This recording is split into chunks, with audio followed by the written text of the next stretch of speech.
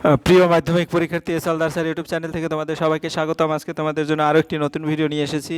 প্রশ্ন সেট 9 মাধ্যমিক ভৌতবিজ্ঞান physical science 2 মার্কের কোশ্চেন ভিত্তিক প্রশ্ন। আমি ইতিমধ্যে এমসিকিউ প্রশ্ন দিয়েছি, শূন্যস্থান পূরণ থেকে শুরু করে 1 মার্কের যে প্রশ্নগুলি সেগুলি আমার ইউটিউব চ্যানেলে দিয়ে দিয়েছি।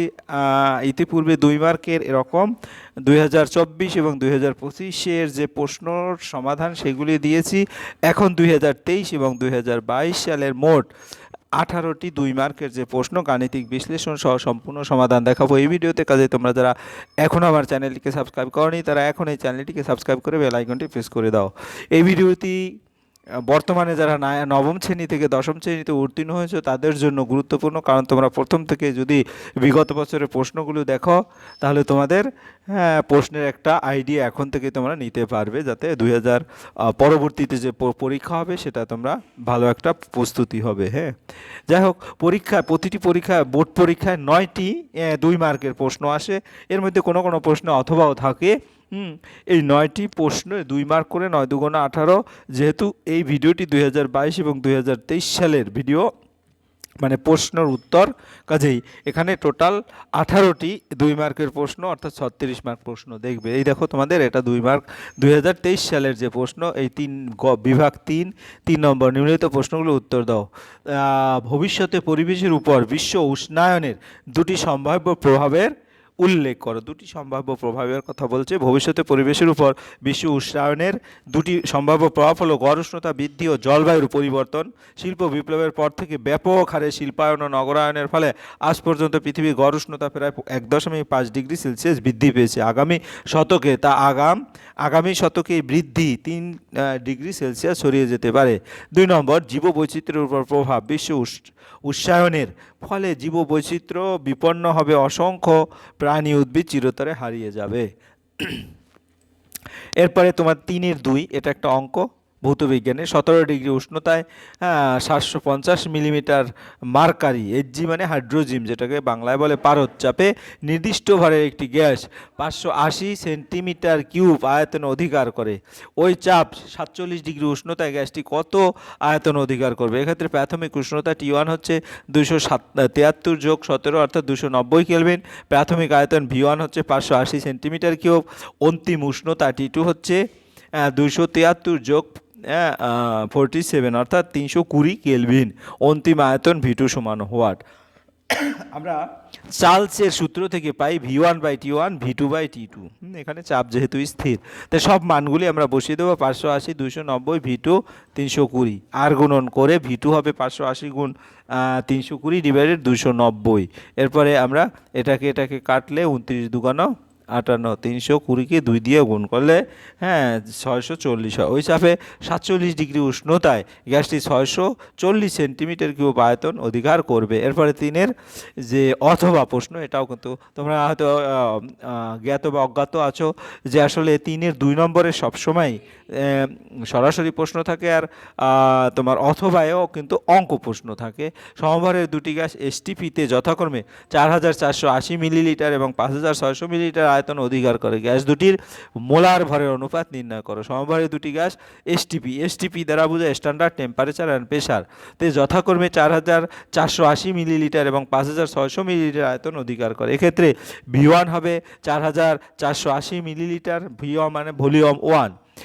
এটাকে যদি লিটারে নেই 1000 দ্বারা ভাগ করলে 4.480 লিটার, এবং V2 হবে 5600, লিটারে নিলে 5.60 লিটার। ধরি গ্যাস দুটি প্রত্যেকটির ভর W গ্রাম এবং গ্যাস দুটি মোলার ভর যথাক্রমে M1 M2। সূত্রানুসারে M1 হচ্ছে WRT/P, V1 সমান WRT/P ইন্টু V1 এর মান 4.480, M2 হচ্ছে WRT divided PV2, WRT divided এখানে 5 গ্যাস দুটির মোলার ভরের অনুপাত, এটা যদি একটা আরেকটা দ্বারা ভাগ করি WRT ডিভাইডেড P, অনুপাত এত, অর্থাৎ এখানে সব কাটাকাটি গিয়ে যে রেজাল্টটা থাকবে সেটা হচ্ছে 5:3। 4। এরপর আমরা চলে যাবো পরের প্রশ্ন, আলোর প্রতিসরণের স্নেলের সূত্রটি লিখো। নির্দিষ্ট বর্ণে আলোক রশ্মি নির্দিষ্ট বর্ণে আলোর ক্ষেত্রে আপাতন কোণের সাইন এবং প্রতিসরণ কোণের সাইনের অনুপাত ধ্রুবক হয়। এটা 2 মার্ক পেয়ে যাবে। তারপর অথবা কি, কোনো পাতলা উত্তল লেন্সের আলোক কেন্দ্র এবং ফোকাসের মধ্যে কোনো বিস্তৃত বস্তু রাখলে বস্তুটি যে প্রতিবিম্ব গঠিত হয় তার দুটি বৈশিষ্ট্য লেখো। কোনো পাতলা উত্তল লেন্সের আলোক কেন্দ্র এবং ফোকাসের মধ্যে কোনো বিস্তৃত বস্তু রাখলে বস্তুটি যে প্রতিবিম্ব গঠিত হয় সেটি হবে সমশীর্ষ, অসৎ এবং বিবর্ধিত। এবার বৈদ্যুতিক হিটার তার ফিউজ তারের প্রতিটি একটি করে বৈশিষ্ট্য লেখো। হিটারের তার উচ্চ গলনাঙ্ক এবং উচ্চ রোধাঙ্ক বিশিষ্ট, ফিউজ তার নিম্ন গলনাঙ্ক এবং উচ্চ রোধাঙ্ক বিশিষ্ট। 3-5 মিথেন CH4 মানে লুইড ডট ডায়াগ্রাম এঁকে দেখাও যে CH4 সমজীব বন্ধন দ্বারা গঠিত হাইড্রোজেন এবং কার্বনের পারমাণবিক সংখ্যা যথাক্রমে 1 ও 6। তা হাইড্রোজেনের 1 যেহেতু একটা লাল ফোঁটা, যোগ কার্বনের হচ্ছে তোমার 6টা 1 2 3 4, আর এখানে যোগ দিয়ে 2টো, অর্থাৎ টোটাল এটার সাথে যখন সে যুক্ত হয় কার্বনে 1 2 3 4 5 6 7 8, অর্থাৎ এখানে গিয়ে মিলিত হয় এভাবে, অর্থাৎ বন্ধন আকারে CH চারদিকে। সোডিয়াম ক্লোরাইড একটি ধর্মের সাহায্যে দেখাও যে সোডিয়াম ক্লোরাইড আয়ন দিয়ে গঠিত।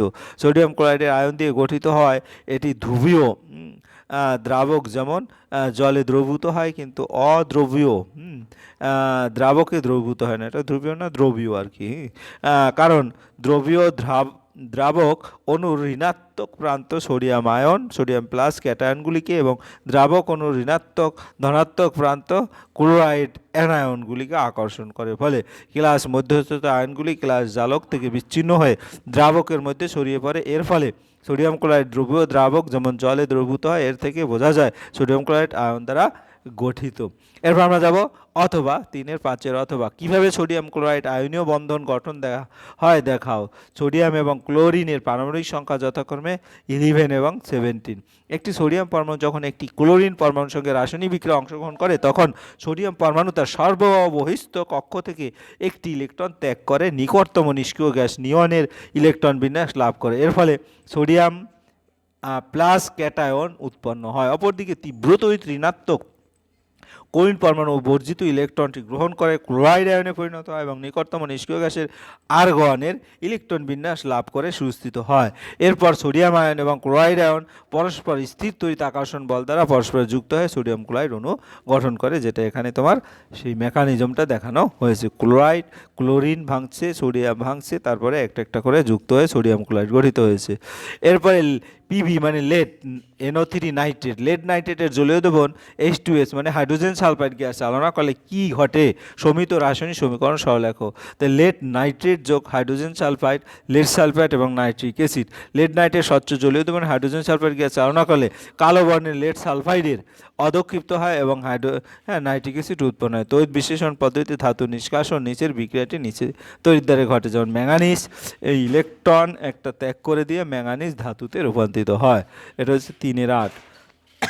বিক্রিয়াটি জারণ নাকি বিজারণ বিক্রিয়া, যুক্তি সহ উত্তর দাও। ধাতব ক্যাটায়ন ক্যাথোডে ইলেকট্রন গ্রহণ করে নিশ্চয়িত ধাতব পরমাণুতে পরিণত, অর্থাৎ এই বিক্রিয়াটি ক্যাথোডে ঘটে। এটি একটি বিজারণ প্রক্রিয়া, কারণ গলিত অবস্থায় কোনো ধাতুর বিগলিত লবণের মধ্যে দিয়ে তড়িৎ প্রবাহ চালনা করলে ওই লবণের ধাতব অংশ তথা ক্যাটায়নগুলি ক্যাথোডের দিকে যায় এবং ক্যাথোড থেকে প্রয়োজন মতো ইলেকট্রন গ্রহণ করে নিস্তরিত ধাতব পরমাণুতে পরিণত হয়। যেহেতু ক্যাথোড থেকে ইলেকট্রন গ্রহণ করে সেহেতু ক্যাথোড এ ধাতু নিষ্কাশন একটি বিজারণ প্রক্রিয়া। অ্যালুমিনিয়াম একটি ব্যবহার উল্লেখ করো। আম্লিক খাদ্য অ্যালুমিনিয়ামের পাত্রে রাখা উচিত নয় কেন? প্যাকিং ফয়েল প্রস্তুতিতে অ্যালুমিনিয়াম ব্যবহার করা হয়। আম্লিক খাদ্য অ্যালুমিনিয়ামের পাত্রে রাখা উচিত নয়, কারণ আম্লিক খাদ্য বিভিন্ন রকমের জৈব অ্যাসিড থাকে, যেমন ভিনিগার বা acetic acid, citric acid, tartaric acid, oxalic acid ইত্যাদি। এই অ্যাসিডগুলো অ্যালুমিনিয়ামের সঙ্গে বিক্রিয়া করে বিভিন্ন রকমের লবণ তৈরি করে, যা মানব দেহের পক্ষে ক্ষতিকারক এবং উদাহরণস্বরূপ। এরপরে হচ্ছে তোমার অথবা প্রশ্ন, অ্যালুমিনিয়াম একটি ব্যবহার উল্লেখ করো। আম্লিক খাদ্য অ্যালুমিনিয়াম পাত্রে রাখা উচিত নয়, এটা আমরা দেখেছি। সেই উদাহরণটা যদি দেখি এখানে, সেটা হচ্ছে তোমার অ্যালুমিনিয়াম অ্যাসিটিক অ্যাসিডের সাথে বিক্রিয়া করে কি অ্যালুমিনেট অ্যাসিটেট, অ্যালুমিনিয়াম অ্যাসিটেট ও হাইড্রোজেন উৎপন্ন করে। এরপরে 2-3 ইথিলিন পলিমারাইজেশন বিক্রিয়া দ্বারা কিভাবে পলিইথিলিন উৎপাদন করা হয়।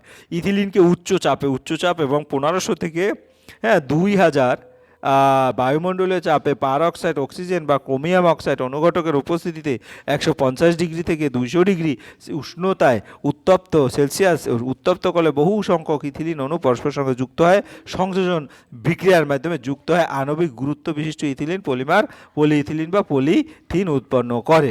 তো এখানে এই যে ইথিলিন 1500 বায়ুমণ্ডলীয় চাপে 150 থেকে 200 ডিগ্রি সেলসিয়াস উষ্ণতায় ক্রোমেট আয়নের উপস্থিতিতে পলিইথিলিন গঠন করে। কিভাবে নিচের পরিবর্তনটি করা যায়, যেমন ইথিলিন এভাবে ইথেন হয়ে গেল।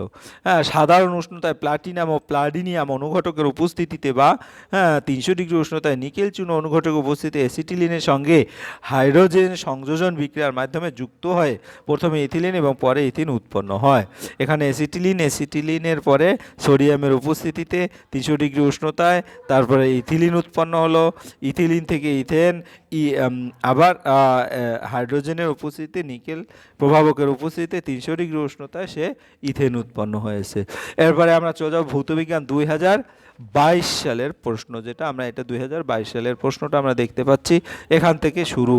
যেমন বিশ্ব উষ্ণায়ন কি, প্রথম প্রশ্ন আমরা যদি দেখি এই যে বিশ্ব উষ্ণায়ন, পরিবেশ দূষণের ফলে বায়ুমণ্ডলে গ্রিন হাউস গ্যাসের ঘনত্ব বৃদ্ধি পাওয়ায় গ্রিন হাউস এফেক্টের প্রত্যক্ষ ফলাফল হিসেবে পৃথিবীর গড় উষ্ণতা বিপজ্জনকভাবে বেড়ে চলেছে।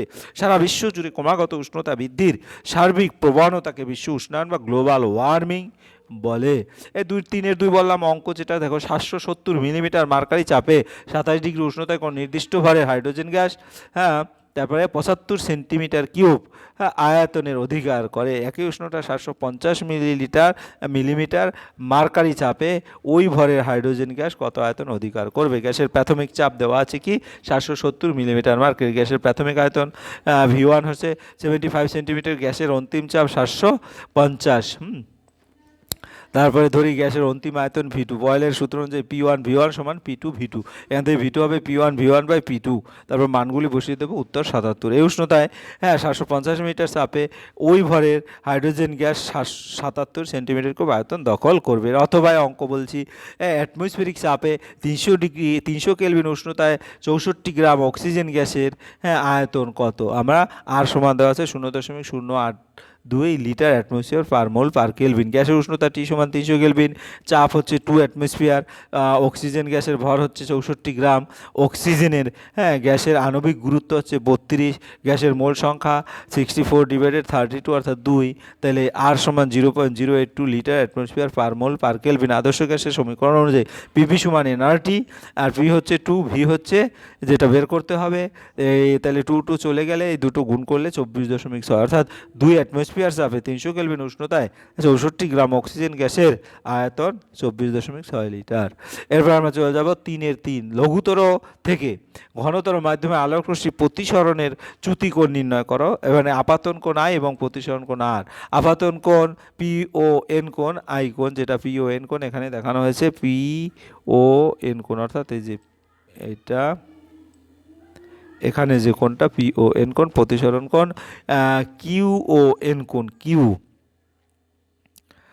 তোমার এই যে এটা হচ্ছে QON কোণ, অর্থাৎ এটা প্রতিসরণ কোণ, এটা হচ্ছে প্রতিসরণ কোণ আর এটা হচ্ছে আপাতন কোণ। তাহলে মানে ডেভিয়েশন বা কৌণিক চ্যুতি ডেল সমান QOR, তাহলে RON মাইনাস QON প্রাইম, তাহলে PON minus QON prime, that means এখান থেকে আই মাইনাস আর, চ্যুতি কোণ সমান আপাতন কোণ মাইনাস প্রতিসরণ কোণ। এরপর আমরা চলে যাবো পরের প্রশ্ন। সূর্যালোক গাছের সবুজ পাতাগুলো সবুজ দেখায় কেন? সূর্যালোকে গাছের পাতার পড়লে গাছের পাতা সবুজ বর্ণের আলো প্রতিফলিত করে এবং অন্যান্য বর্ণের আলোক শোষণ করে নেয়, তাই গাছের পাতা থেকে শুধুমাত্র সবুজ বর্ণের আলো প্রতিফলিত হয়, দর্শকের চোখে পৌঁছায়, তাই গাছের পাতাকে আমরতা সবুজ দেখি। তারপরে মুক্ত বর্তনী তড়িৎ কোষের তড়িৎচালক বলের সংজ্ঞা দাও। কোনো তড়িৎ কোষের তড়িৎচালক বল হচ্ছে ই, অভ্যন্তরীণ রোধ আর এবং তড়িৎ প্রবাহ মাত্রা আই হলে কোষটির প্রান্তীয় বিভব প্রভেদ ই সমান ভি সমান ই মাইনাস আই আর। বর্তনী মুক্ত হলে খোলা বা অসম্পূর্ণ অবস্থায় কোনো তড়িৎ প্রবাহ না থাকায় আই সমান 0 হয়, সুতরাং ভি সমান ই। এর থেকে কোষের তড়িৎচালক বলের সংজ্ঞা হলো মুক্ত বর্তনী তড়িৎ কোষের দুই মেরুর বিভব প্রভেদকেই কোষের তড়িৎচালক বল বা ইএমএফ বলে। তারপরে দীর্ঘ পর্যায় সারণীর শ্রেণী শ্রেণী 2 এর মৌলগুলো ক্ষার মৃত্তিকা ধাতু বলা হয়, কারণ দীর্ঘ পর্যায়সারণী শ্রেণী 2 এর মৌলগুলোকে beryllium, magnesium, calcium, strontium, barium, radium, তারপরে ক্ষারীয় মৃত্তিকা ধাতু বলা হয়। ভূত্বকে প্রাপ্ত এই ধাতুগুলো অক্সাইড, হাইড্রোক্সাইড ও কার্বনের যৌগগুলো ক্ষারধর্মী হয়, এরূপ নামকরণ করা হয়েছে। একটি সন্ধিগত মৌল এবং একটি ইউরেনিয়াম মৌলের উদাহরণ দাও। একটি সন্ধিগত মৌল হচ্ছে জিঙ্ক এবং একটি ইউরেনিয়ামোত্তর মৌল হচ্ছে কুরিয়াম। তারপরে অ্যামোনিয়াতে কোন ধরনের রাসায়নিক বন্ধন থাকে এবং NH3 এর লুইস ইলেকট্রন ডট ডায়াগ্রাম। তাহলে NH2 এর সমযোজী বন্ধমান বর্তমান, আর NH3 লুইস ইলেকট্রন ডট হচ্ছে হাইড্রোজেনে একটা ডট, তারপরে নাইট্রোজেনের 1 2 3 4 5, হ্যাঁ 5টি 2 5, যেটা এভাবে, তারপরে হাইড্রোজেন। তাহলে এরা দুটো যুক্ত হয়ে দেখা যাচ্ছে ফাইনালি কি হয়, নাইট্রোজেন 3টে হাইড্রোজেন, এভাবে তোমাদের লুইস দেখিয়ে দেবে চিত্রের মতো করে। 3 সোডিয়াম ফ্লুরাইড আয়নীয় বন্ধন কিভাবে গঠিত হয়।